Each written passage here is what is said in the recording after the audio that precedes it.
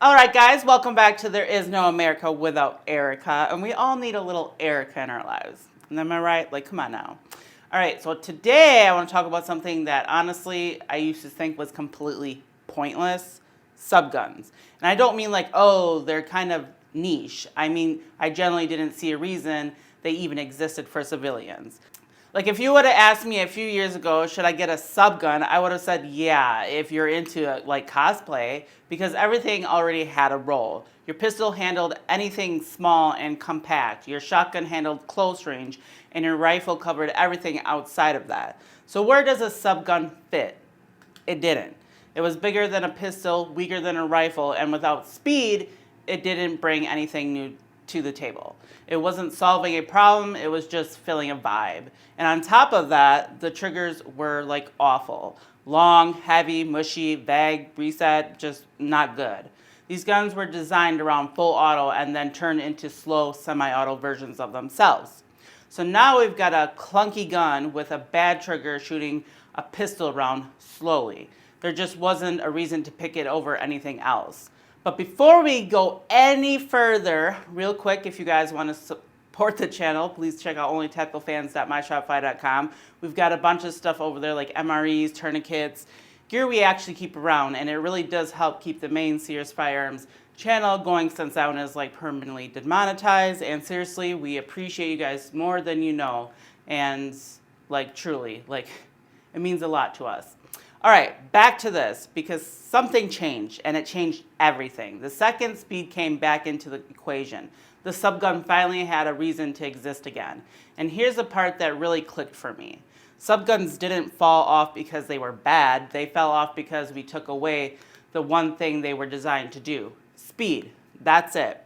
This entire time, people have been comparing subguns to rifles and pistols, saying they're weaker, saying they're pointless, but they were judging them in a role they were never meant to fit. Anyways, a subgun was never supposed to compete with a rifle in power. It was never supposed to beat a pistol in size. It was built to deliver fast, controllable fire in like a compact package. And for decades, we basically turned that feature off. So yeah, of course it didn't make sense. But now that speed is back, you're not looking at worse rifle. You're looking at a platform finally doing what it was always meant to do. Now let's be honest for a second, because honesty is the best policy here. If we're talking pure ballistics, 9mm is not competing with 223. It's not even close. 223 has more velocity, more energy, better performance at distance. It wins. And just to put real numbers on that, a 55 or 62 grain of 223 is typically moving around 2,800 to 3,100 feet per second. That's giving you somewhere in the ballpark of 1,200 to 1,300 foot-pounds of energy at the muzzle. Compare that to 147 grain 9mm, which is usually around 950 to 1,000 feet per second, and you're looking at roughly 300 to 350 foot-pounds of energy. So yeah, it's not even the same category. So in a slow-fire, semi-auto world, the rifle just makes more sense. But that's not the whole story, because once you start talking about speed, real speed, the conversation changes. It's no longer just about which round is stronger. It's about which platform lets you get fast, effective hits and stay in control while doing it. And that's where the subgun starts to make sense, because now recoil matters, control matters, stability matters, and a pistol just can't keep up there.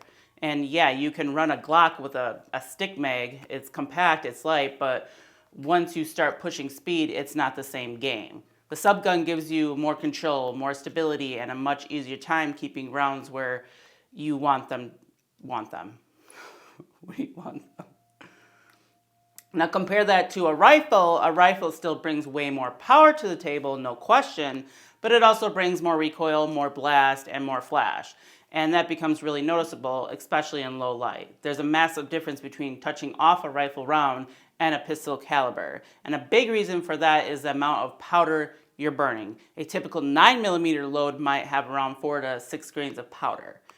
A 223 round is usually getting closer to 20 to 25 grains. That's a huge difference. More powder means more gas, more blast, and a much bigger flash, especially out of a shorter barrel. So when we're talking about low light of confined spaces, that the difference becomes very noticeable. Less concussion, less flash, softer shooting, it's just easier to manage. And that's something people don't talk about enough. Same thing with suppression. Pistol calipers have always been really good for that. Now, yes, the 300 Blackout gave the AR platform a lot of those same advantages, and honestly, in a slow fire world, 300 Blackout made way more sense than most civilian subguns, but it's still a rifle cartridge. It's longer, the system is bigger, and the overall package just doesn't shrink the same way. A subgun can still be made smaller, shorter, and more compact overall. And that brings me to another point, compactness, because this is where things get really interesting. You got your pistol, smallest option, your shotgun, great for close range, your rifle covers everything else, but there's the weird space in between where size actually becomes a problem. Full-size rifles are long, they're awkward, and they just take up space. And that's where the subgun starts to shine, because now you've got something that can deliver a lot of capability in a much smaller package. Pistol cartridges like 9mm are shorter than rifle cartridges like 223. And to put actual numbers on it, and a 9mm cartridge is about 1 inches long overall. A 223 is closer to 2 to 3 inches. So you're basically dealing with something that's about twice as long in a rifle cartridge. And that difference adds up fast when you're talking about magazine storage and overall size. So the guns are smaller, the magazines are more compact, and everything just takes up less space overall. Even if the capacity is the same, rifle mags are dealing with longer cartridges, so they naturally take up more room. Now, to be fair, this isn't about saving weight, it's about saving space, and that matters more than people think. And that also pays into storage. A full-size rifle is usually going to need something like a rifle case or even a guitar-sized case to store it comfortable. Now, a subgun size platform can fit into something much smaller, even down to something like a briefcase size setup depending on the configuration. And that matters if you're trying to keep things low profile, whether that's in your house, your vehicle, or just wanting something that obviously looks like a firearm case. Obviously stay within the law, but there's nothing wrong with not advertising what you have. And what you end up with is something that's easy to store, easy to handle, and still gives you far more control than a handgun.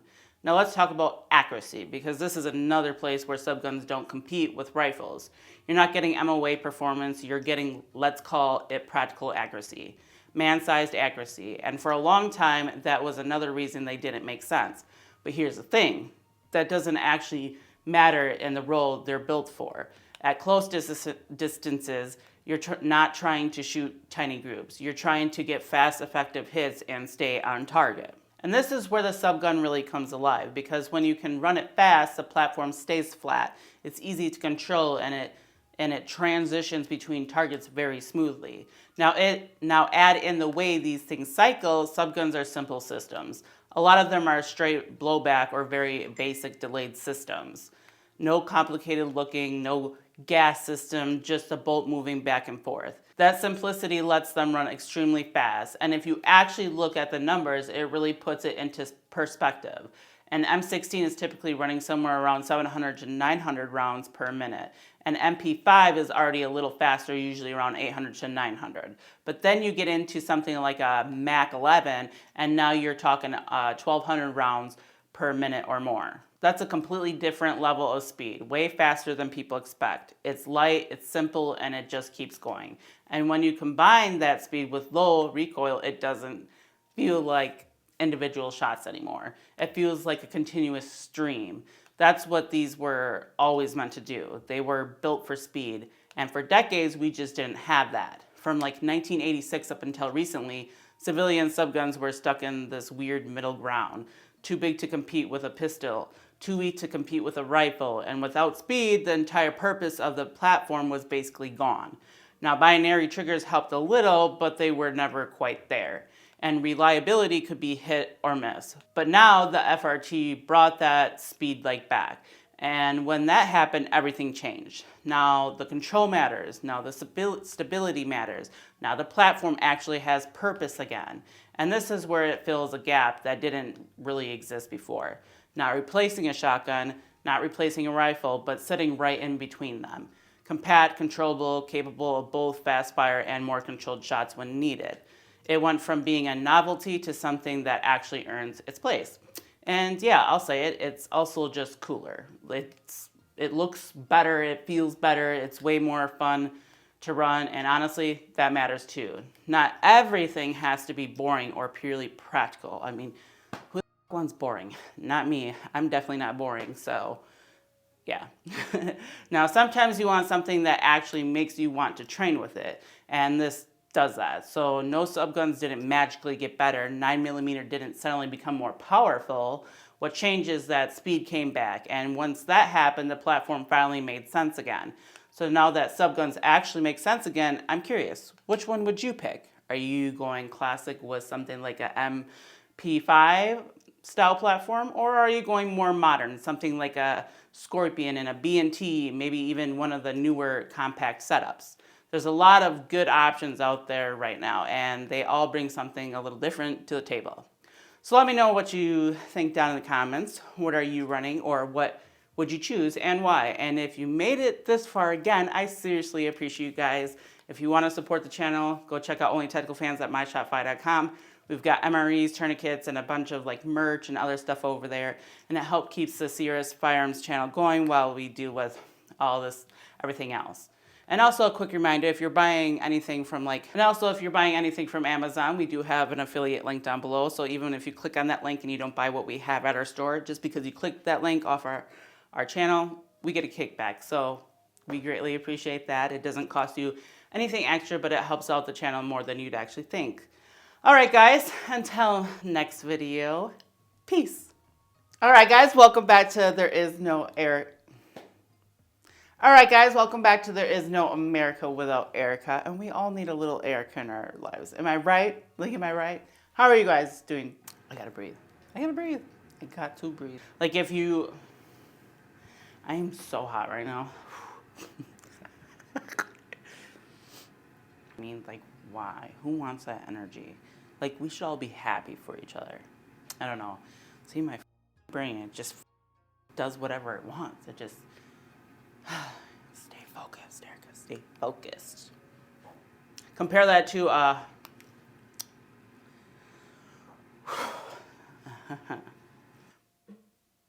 said that right, yes. Now, yes, 300 Blackout gave the AR platform a lot of, a 9mm cartridge is about 1 inch, and M1, I cannot fucking talk. Like, what the fuck, dude?